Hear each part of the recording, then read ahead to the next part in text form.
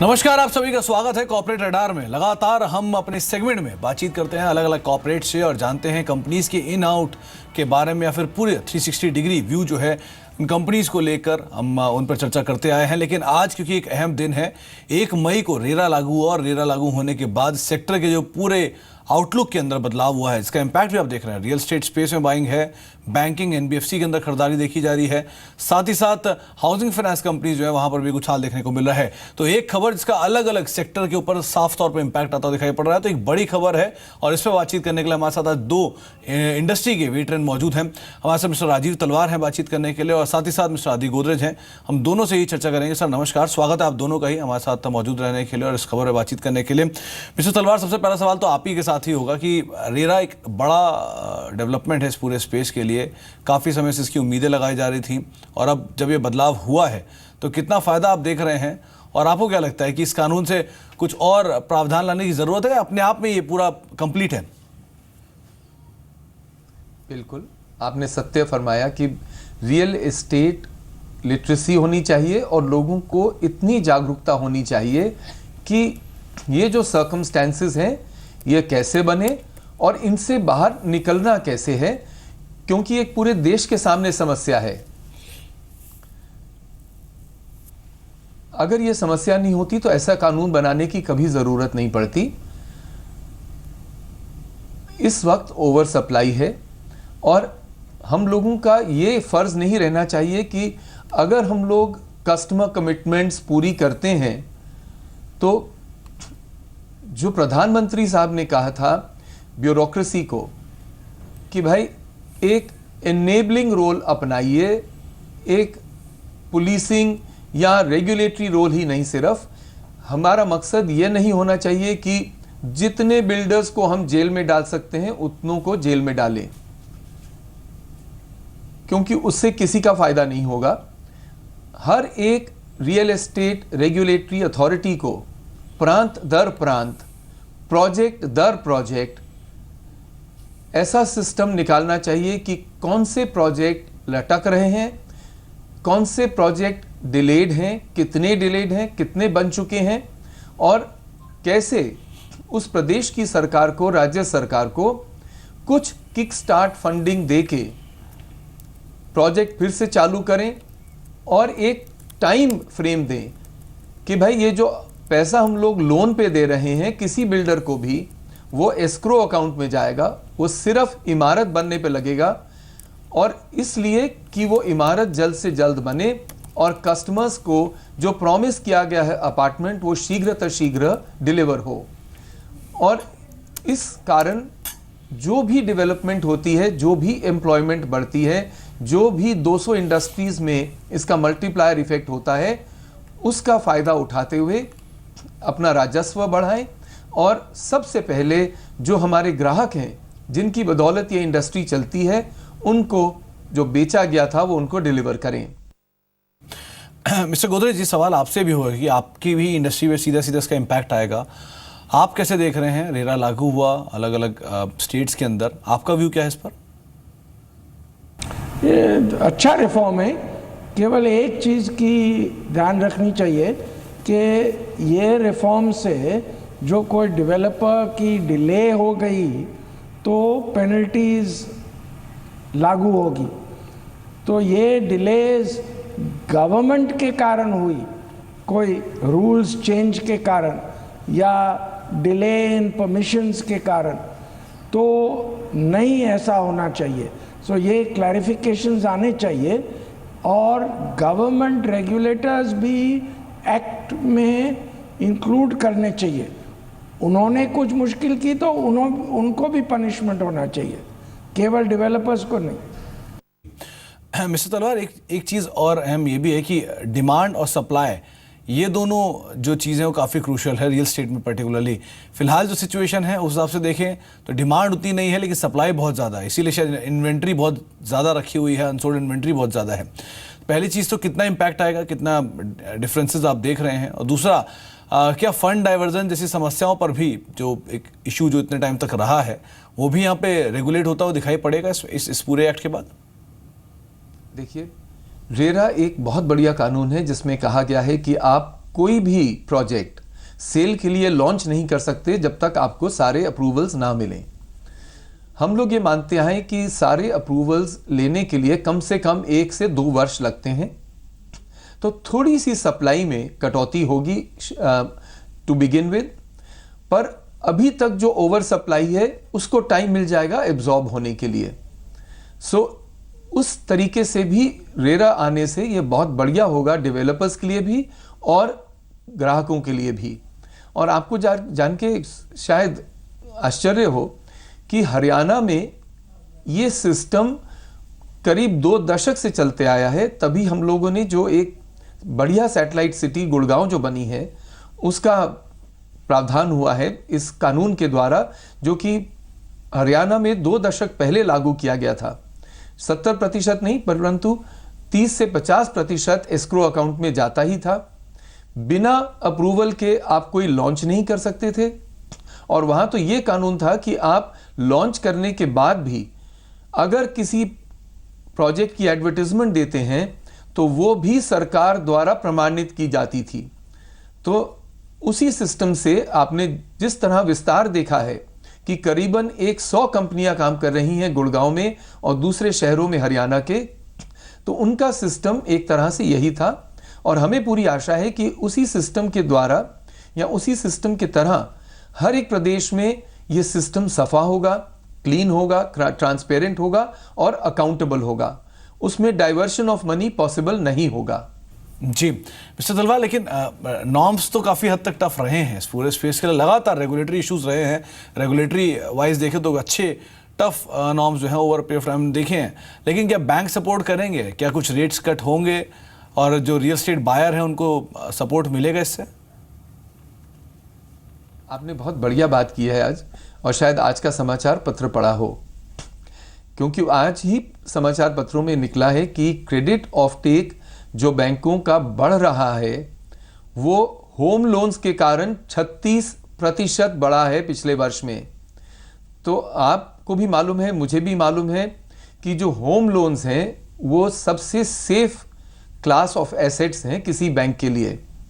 और जैसे रेरा में गति बढ़ेगी प्रोजेक्ट एग्जीक्यूशन की और पूरी अकाउंटेबिलिटी रहेगी, उसी तरह से ये होम लोन्स भी बढ़ेंगे। और जिस तरह पूरे देश में एक तरक्की हो रही है कि हमारे इंटरेस्ट रेट्स कम हों, और आपने देखा ही है कि 13-14 से लेके 9% तो पहुंच गए हैं, तो जैसे ही बैंक्स और अपने कट्स पास ऑन करेंगे, जो रिजर्व बैंक ऑफ इंडिया ने कटौती की है रेट्स में, तो मुझे पूरी आशा है कि हाँ, इस क्षेत्र के लिए, इस इंडस्ट्री के लिए और सबसे अधिक अफोर्डेबल हाउसिंग के लिए एक पूरा पैराडाइम चेंज आएगा बैंकिंग में, जो कि ज़मीन के लिए और प्रोजेक्ट फाइनेंस फंडिंग के लिए भी बैंक्स आगे बढ़ेंगे। उतनी ही मात्रा में घरों का जो निर्माण है बढ़ेगा, और उतनी ही मात्रा में लोगों को सहूलियत मिलेगी, कम रेट्स पे होम लोन्स मिलेंगे, और उतना ही जीडीपी और एम्प्लॉयमेंट पे असर पड़ेगा। जी सर, आपने जीडीपी की बात की, एक व्यू जीएसटी पर भी ले लेते हैं, क्योंकि ये दूसरा बड़ा ट्रिगर है जो कि इकोनॉमी के लिए नेक्स्ट है, जो कि in the phase of implementation है। मिस्टर गोदरे, सवाल आपसे होगा, क्योंकि जीएसटी लागू होने की बातचीत हो रही है, 1 जुलाई से जीएसटी लागू हो जाएगा, जीडीपी के अंदर इंप्रूवमेंट आएगा। कुछ लोग का कहना है कि 1 से 2%, कुछ लोग 2 से 3% के फेवर में है।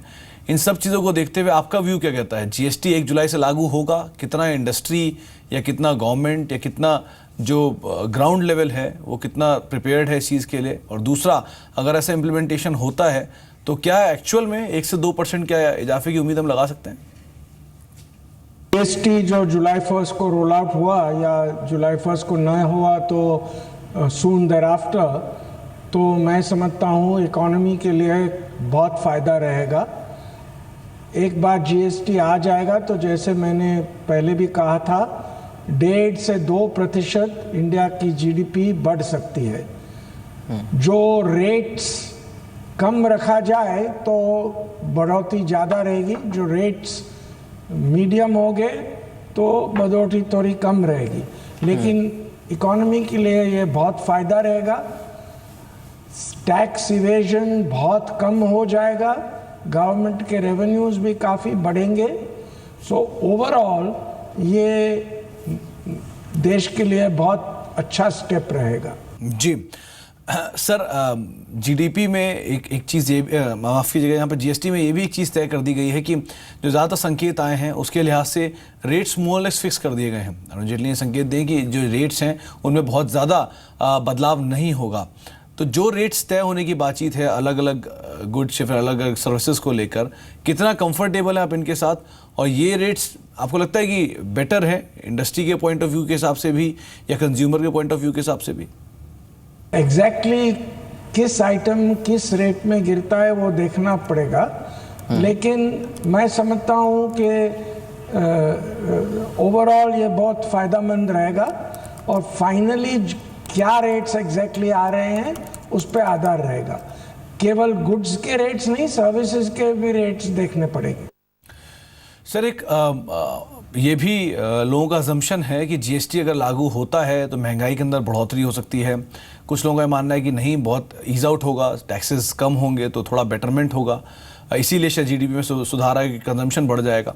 दूसरी तरफ कुछ लोगों का मानना है कि जो बिज़नेस के प्रोसेस हैं, फिर बिज़नेस की सिचुएशन है, वो उतनी फेवरेबल नहीं रहेंगी, ट्रबल ज़्यादा होगा, कारोबार करने में दिक्कतें बढ़ेंगी। कुछ लोगों का ऑन द कॉन्ट्री ये भी मानना है कि कारोबार में जो अनऑर्गेनाइज प्लेयर हैं उनके लिए ट्रबलसम रहेगा, लेकिन ऑर्गेनाइज प्लेयर्स के लिए सिचुएशन अच्छी रहेगी।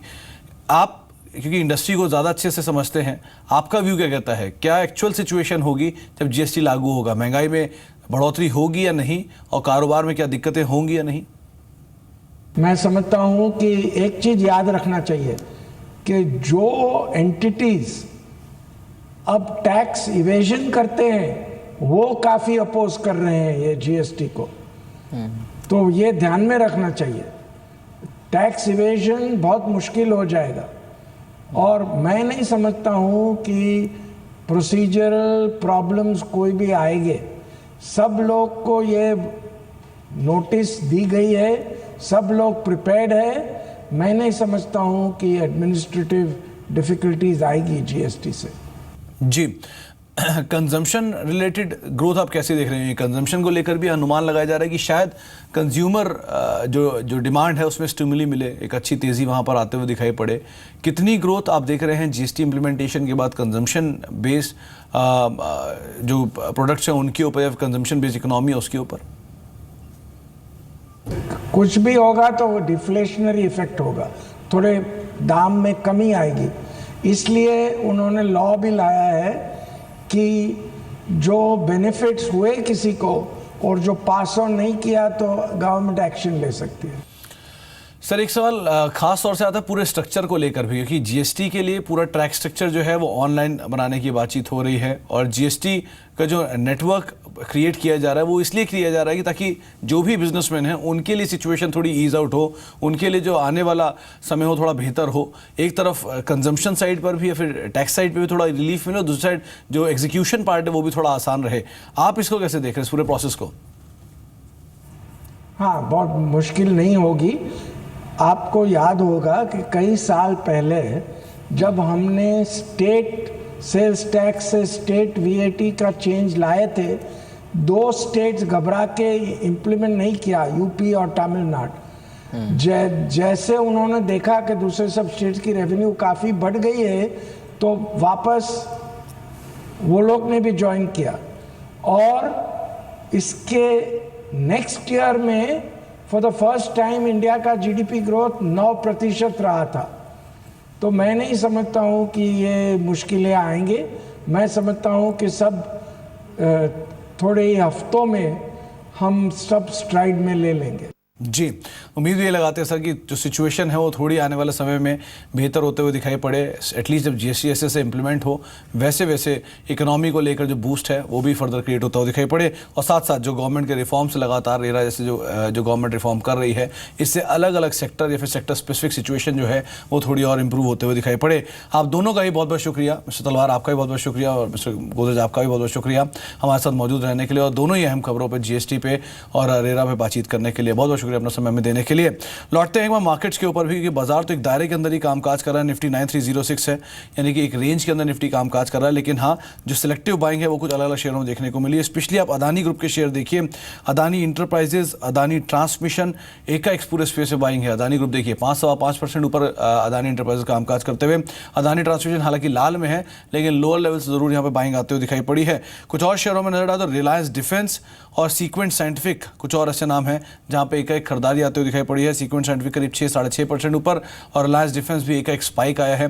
4% के आसपास की बढ़त यहां पर भी देखने को मिली। सीक्वेंट साइंटिफिक भी आपके सामने है, 7% की बढ़त एक आई है, 132-33 के स्तरों पर कामकाज कर रहा है। और आज सुबह से फ्यूचर ग्रुप जो है वो भी काफी बजिंग है। फ्यूचर रिटेल को देखिए, फ्यूचर लाइफस्टाइल और फ्यूचर कंज्यूमर्स, इन सब में बाइंग देखने को मिले। फ्यूचर रिटेल में जहां पे एक खरीदारी आई है 3-3.5% की बढ़त है। फ्यूचर लाइफस्टाइल हालांकि फ्लैट टू नेगेटिव बाय साथ कामकाज कर रहा है। फ्यूचर रिटेल में 5% का स्पाइक करीब 326-27 के स्तरों पर कामकाज करते हैं। और फ्यूचर कंज्यूमर भी करीब 2 से 3% ऊपर कामकाज कर रहा है। यहाँ पर भी खरीदारी देखने को मिल रही है। चलिए, इसके अलावा हमने चंदा कोचर से बातचीत की, सीईओ आईसीआईसीआई बैंक के, खासतौर से जिस तरह से रूरल एरियाज में बैंक एक्सपैंड कर रहा है और रूरल एरियाज में डिजिटल ट्रांजेक्शन को लेकर काफी बढ़ावा मिल रहा है, उसके ऊपर उनका क्या कहना है, आपको भी सुनवाते हैं। CSR and financial inclusion program के तहत ICICI ने 100 गांवों को डिजिटल करने का काम किया है। हमारे साथ बातचीत करने के लिए मौजूद हैं ICICI बैंक की MD and CEO Chanda Kochhar ji. Ma'am, जो आप लोगों ने ये कार्यक्रम इनिशिएटिव लिया है 100 गांवों को डिजिटल करने के लिए, वहाँ पर किस किस तरह के आप लोगों ने फैसिलिटीज़ की हैं, किस तरह के स्किल ट्रेनिंग प्रोग्राम चलाए हैं और क्या वहाँ से रिजल्ट आई हैं? तो इन 100 गांवों में हमने बेसिकली 3 टोटल इनिशिएटिव्स लिए हैं। एक तो पूरे फिनेंशियल ट्रांजैक्शंस को डिजिटाइज कर दिया है।